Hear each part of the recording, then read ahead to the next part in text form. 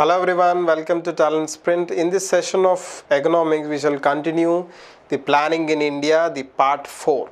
So we were seeing the 5-year plans in detail up to the 8th 5-year plan.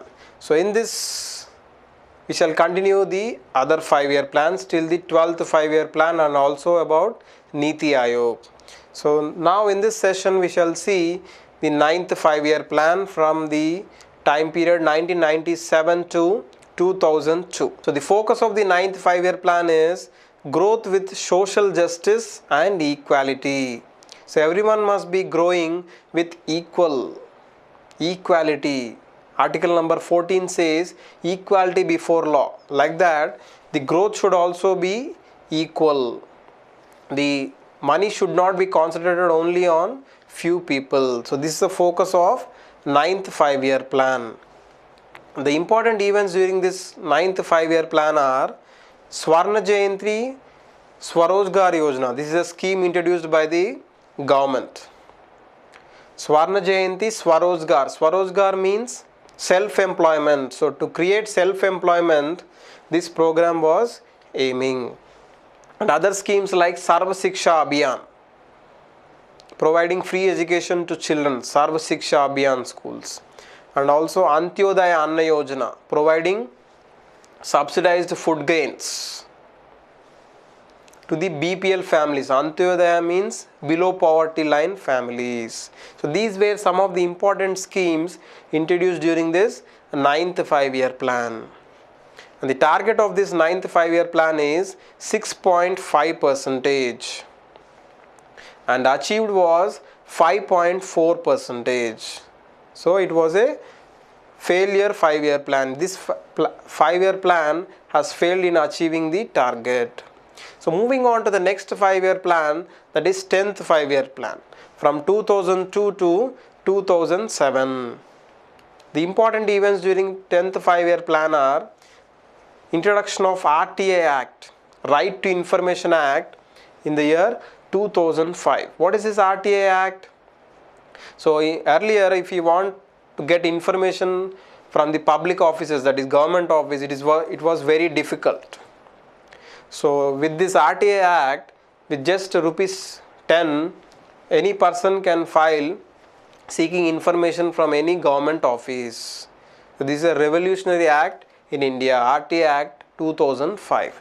Next is MGNREGA Act. What is that?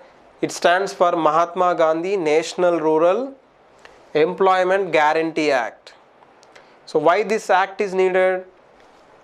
This act is needed because agriculture is seasonal. That means we have employment in one season and we are unemployed in another season. So if we leave them like that, they will go into poverty. So to develop rural people, this act was passed. So it provides guarantee work in the rural people, among the rural people. So 100 days of guarantee work is provided among the rural households to every person in the village. Not only BPL families, every person in the village. 100 days of compulsory work is provided, or else unemployment allowance will be given. In a year, total of 100 days work will be provided, so that they will develop their own village and also they will get income. They will not be unemployed. This is also a revolutionary act in India. It was passed, it was framed in 2005 and passed in 2006. Okay, these are some of the important events during the 10th 5-year plan, and the target of the 10th 5-year plan is 8%, and achieved was 7.6%. Moving on to the next 5-year plan, that is 11th 5-year plan from 2007 to 2012. And the focus of the 11th 5-year plan is towards faster and more inclusive growth.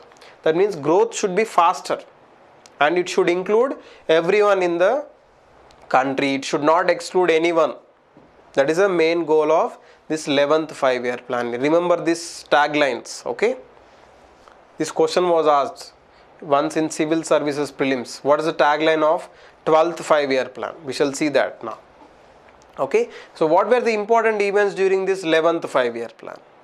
So the important events were some of the important schemes which were introduced. Rashtriya Swasth Bima Yojana.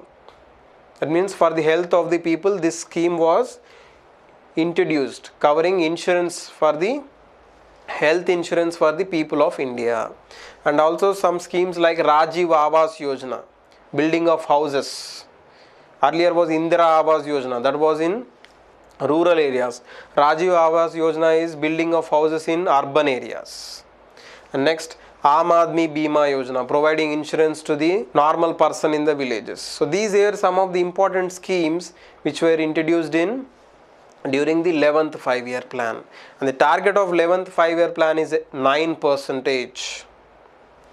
And the achieved was 8%. Remember, this is the highest growth rate out of all 5-year plans in India. This is a very repeated question. The highest growth rate of all the 5-year plans was achieved during the 11th 5-year plan, that is how much? 8%. Clear with this?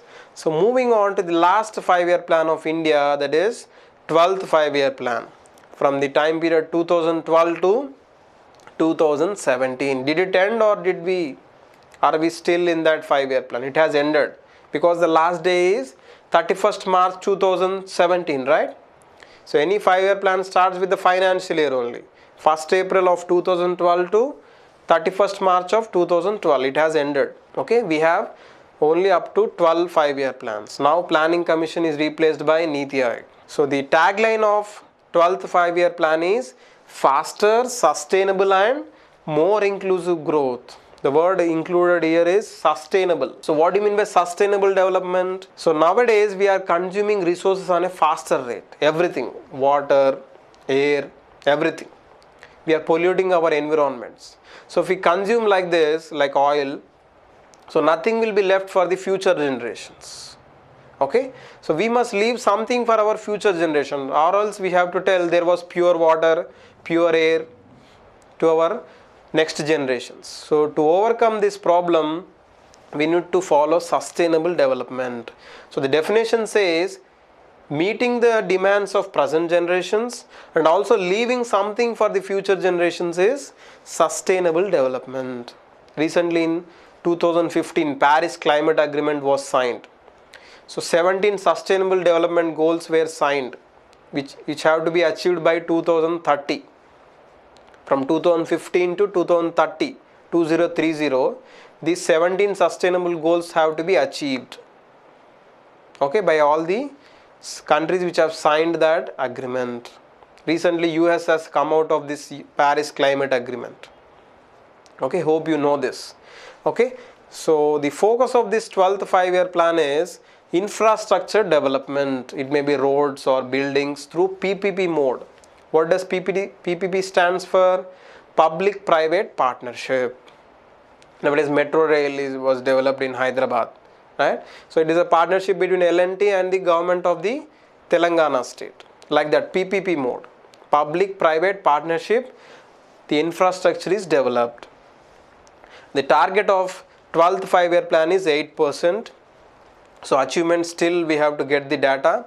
And some more targets like IMR, infant mortality rate. Number of children dying per 1000 live births. That is called infant mortality rate. So we have a target of 25. Currently we are at 40. So our target is to achieve by 25. And MMR, that is maternal mortality rate. Number of mothers who are dying during pregnancies per 1 lakh live births. Our target is 100. Okay. And agriculture production target is 4% every year. We need to achieve 4% agriculture development target. So these are the targets set in the 12th 5-year plan. So important here is the very repeated question in SSC CGL exam is the time period of 12th 5-year plan, 2012 to 2017. And what is the tagline? Faster, sustainable and more inclusive growth. These are very important for the general studies examination. So with this, we have successfully completed our 12 5-year plans. So do we have 5-year plans now? No. So now we have an organization called Niti Aayog. So we shall discuss about Niti Aayog in detail now. So Niti stands for National Institution for Transforming India. So be very clear about the full form. National Institution for Transforming India. It was established on 1st January 2015 and it has replaced the Planning Commission. Okay, now there is no Planning Commission. It is replaced by Niti Aayog. Okay, and it is also neither constitutional nor statutory. It is not mentioned in the constitution and it does not have any act of parliament. Like our Planning Commission, NDC, National Development Council, and Niti Aayog, all are neither constitutional nor statutory. So now Narendra Modi wants Niti Aayog to be established. So the Honorable Prime Minister has established it. Okay, Jawaharlal Nehru wanted Planning Commission and NDC, he has established them. Okay, and the aim or goal of Niti Aayog is cooperative federalism. What do you mean by cooperative federalism? I have to cooperate with the states for the development of the country. Earlier states were neglected in the Planning Commission. So now states are given higher importance. When the states develop, the country will develop as a whole. Okay, and what about the organization structure, that is team of Niti Aayog? Okay, so it consists of a chairman like our Planning Commission and NDC. So it is also headed by the Prime Minister. Whoever is the Prime Minister of the country will be the chairman of Niti Aayog. And the current vice chairman is Rajiv Kumar. Earlier it was Arvind Pangaria. Okay, now the vice chairman of Niti Aayog is Rajiv Kumar till date, and the chief executive officer, CEO of Niti Aayog is currently Amitabh Kant. And there are 4 full-time members of Niti Aayog. First is Bibek Debroy, he is an economist. And next is V.K. Saraswat, he is a former DRDO chief. Next is Professor Ramesh Chand, he is an agricultural economist. And next is V.K. Paul, he is a doctor. So these are the full-time members, 4 full-time members of Niti Aayog. And cabinet ministers and special invitees also participate in it. And there is a governing council of Niti Aayog. It consists of CMs of states and those 2 UTs, Delhi and Pondicherry. And remaining 5 UTs have administrators. So these are the people who are included in the governing council of Niti Aayog. Okay, this data is till date. Okay, if anyone changes, please note it down for your current affairs. Okay, moving on to the initiatives of Niti Aayog. So there are some initiatives which were implemented by Niti Aayog. The first is Atal Tinkering Labs under Atal Innovation Mission, AIM. So these were established to encourage innovation among the school students. So these labs will be established in the schools so that children will be innovating different things. Okay. Next is SETU, self-employment and talent utilization. So this program was started to fund startup businesses by Niti Aayog. So Niti Aayog will be helping some startup companies to develop themselves. Next is SATH, Sustainable Action for Transforming Human Capital. So this is to develop health and education sectors in different states of India. So these are some of the initiatives of Niti Aayog. So with this we will come to an end for the planning topic. Hope you have learned enough things about planning. Please post your doubts if you have any in the student discussion forum. Thank you so much. Thank you.